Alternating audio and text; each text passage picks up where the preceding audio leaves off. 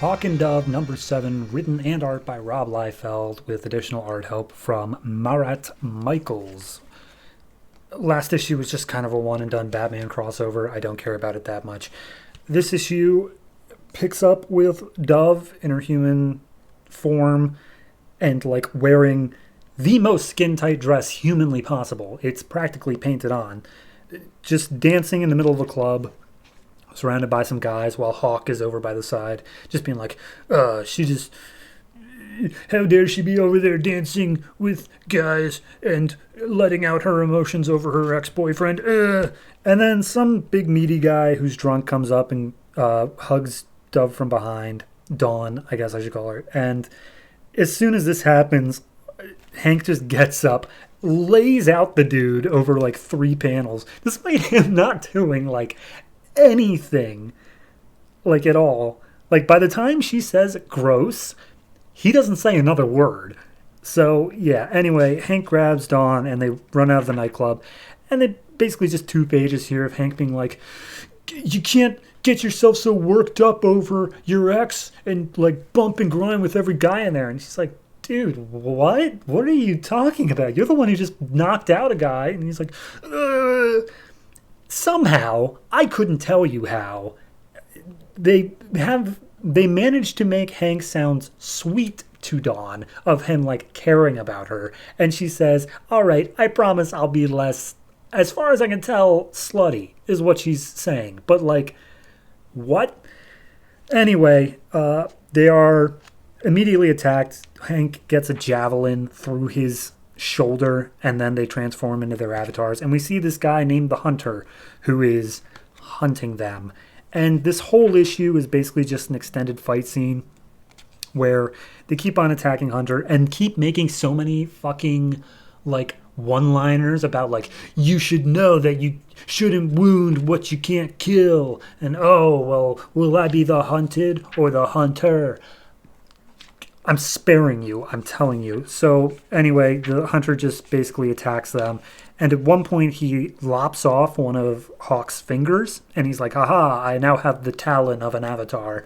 And then Dove jumps in and he uses his whip to get some of her hairs and says, yes, and now I have the feathers of the other one. The talons of the hawk and the feathers of the dove. You both have been defeated. And so he's like maybe about to do something more, but then this woman comes in named Zyra, who is a servant of Horus and follower of the Hawk, and she just like knocks him on the back of the head and he teleports out.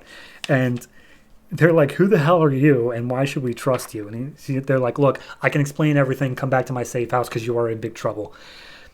And I genuinely am so confused as to the rest of this plot here. But anyway, apparently Zyra comes from some group of people that like worship the Hawk as a deity, and there's other people who want to destroy him as a false god. And she can offer them safety and like keep them free from harm of whoever may come and try to kill them. But you know, this guy managed to lop off fingers and hair, so he's obviously a threat. And Dove's like, all right, I guess we'll trust you, but if this is a trap, you're going to get more than you bargained for.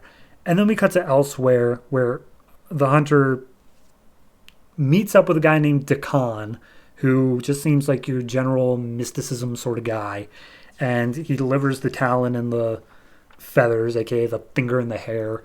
And Dakan's like, good, and you didn't kill them, right? And he's like, no, as per our agreement. He's like, good, if you did kill them, then we'd have a lot of trouble, and you would be joining them soon after. And he's like, don't you threaten me. And he's like, oh, it's not a threat, but the prophecies have foretold that Hawk will ultimately kill Dove.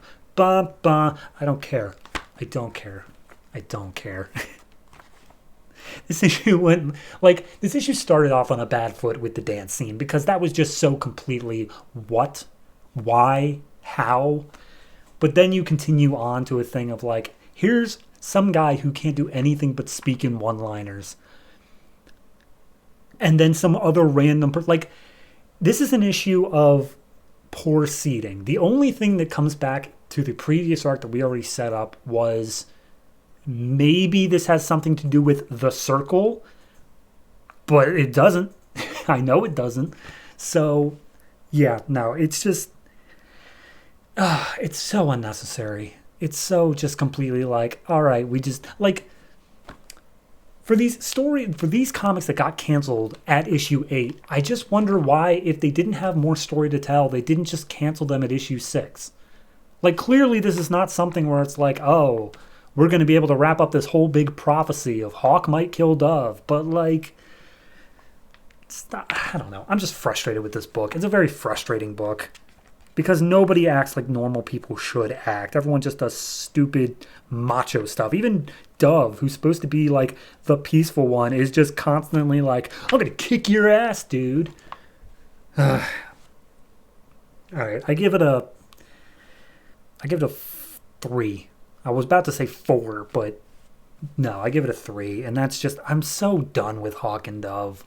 I'm just, why was this a thing?